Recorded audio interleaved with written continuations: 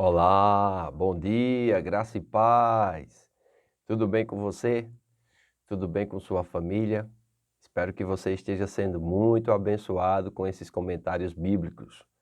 E louvo a Deus pela tua vida que me segue. Amém? Que você possa se inscrever no nosso canal, que você possa dar uma curtida e também compartilhar com o maior número de pessoas possível. Outra coisa também, acione o sino, porque você vai receber as futuras notificações. Chegamos a Êxodo capítulo 20, nós vamos ler o verso 16.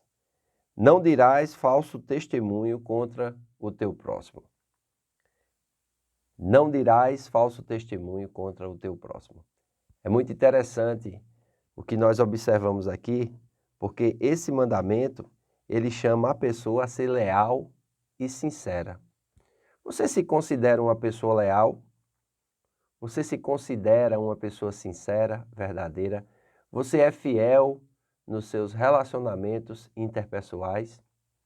É muito importante, porque assim como Deus, ele é fiel em todas as suas promessas, assim como Deus, ele é fiel à aliança que ele faz com os homens nos seus relacionamentos, nós precisamos também aprender com a fidelidade de Deus e demonstrar essa mesma fidelidade, não prestando falso testemunho.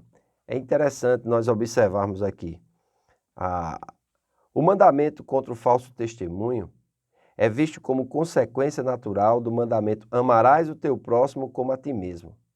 Esta importantíssima prescrição moral deflui do mandamento para um povo santo, que em sua conduta deve dar necessariamente testemunho do seu Deus. Quando você fala a verdade, quando você mantém a verdade, você está dando testemunho de que você serve a Deus, você está dando testemunho de que você é leal, você está dando testemunho de que você é sincero. Essa palavra sincero, ela vem vem da antiguidade e significa a respeito de você ser sincera. Por quê? Quando, se eu não me engano, os gregos faziam os vasos de barro e por algum motivo esses vasos rachavam, eles pegavam e untavam esses vasos com cera e pintavam por cima. Então, não era um vaso autêntico, era um vaso rachado, selado com cera e pintado por cima. Porém, quando esse vaso ele era exposto à luz do sol e a luz do sol aquecia o vaso, ele derretia a cera e aquele rachão aparecia. Essa palavra sinceridade significa isso, você ser sincera, você ser autêntico, você ser real, você ser verdadeiro. É coisa rara nos nossos dias e todos nós temos problemas com relação ao testemunho, né? Não dirás falso testemunho contra teu próximo é você não mentir sobre as pessoas com quem você convive. E hoje nós vemos, né, as pessoas fazendo isso assim de forma muito direta nos relacionamentos interpessoais, dando falso testemunho, falando coisas que não deveriam falar a respeito dos seus familiares, a respeito do seu próximo. Então é muito importante nós termos cuidado com relação a isso. Amém? Crimes contra a verdade, expressos por meio de palavras ou atos, recusam comprometer-se com a retidão moral. São infidelidades fundamentais a Deus e, neste sentido, minam as bases da aliança com Ele.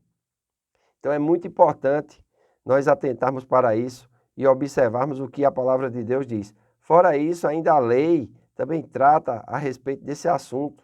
Na lei é descrito o falso testemunho como perjúrio.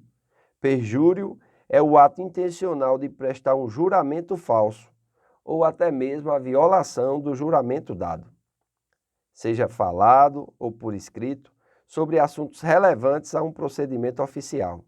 De acordo com o artigo 342 do Código Penal Brasileiro, perjúrio, conhecido como falso testemunho, caracteriza-se como fazer afirmação falsa, negar ou calar a verdade.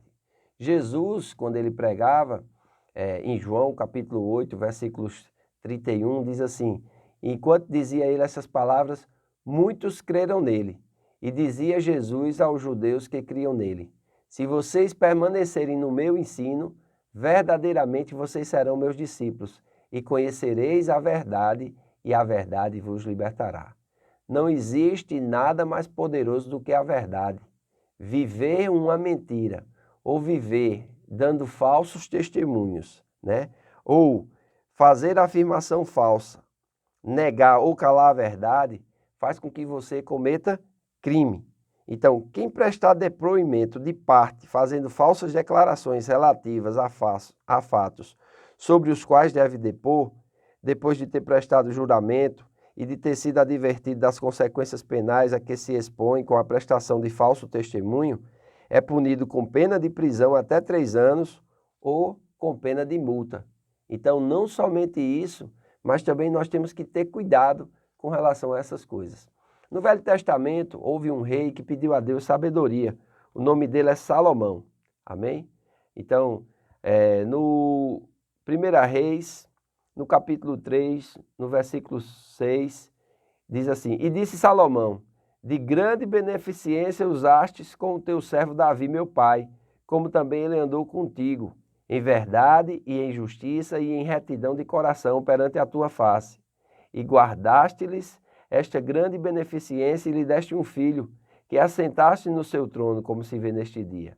Agora, pois, ó Senhor meu Deus, tu fizeste reinar teu servo em lugar de Davi, meu pai, e sou ainda menino pequeno, nem sei como sair, nem sei como entrar. E teu servo está no meio de um povo que elegeste, povo grande, que nem se pode contar, nem numerar pela multidão. A teu servo, pois, dá um coração entendido para julgar o teu povo, para que prudentemente discirna entre o bem e o mal. Porque quem poderia julgar este teu grande povo? E esta palavra pareceu bem aos olhos do Senhor, que Salomão pediste estas coisas. E disse-lhe Deus: porquanto pediste esta coisa e não pediste para ti riquezas, nem pediste a vida de teus inimigos, mas pediste para ti entendimento, para ouvir causas de juízo, eis que fiz segundo as tuas palavras. Eis que te dei um coração tão sábio e entendido, que antes de ti teu igual não houve, nem depois de ti teu igual se não levantará. Então é interessante essa sabedoria, porque Salomão, como rei, ele tinha que liderar o povo, ele tinha também que julgar o povo. E logo na sequência, Salomão vai julgar a causa de 2 mulheres. A Bíblia chama de 2 prostitutas que tiveram ambas filhos. Porém, elas dormiam no mesmo quarto, na mesma casa, não tinha ninguém. E na noite, de forma acidental, uma se deitou por cima do seu filho e acabou o menino indo a óbito. E o que foi que aconteceu? Durante a madrugada, enquanto as 2 estavam dormindo, ela pegou o seu filho, tirou e pegou o filho da pessoa que estava com ela, vamos dizer assim, da sua amiga, e trouxe e colocou do seu lado. Quando amanheceu, que essas mulheres viram que um estava morto e o outro vivo, uma foi acusada de ter trocado os filhos. E isso ficou assim muito difícil diante da sabedoria de Salomão.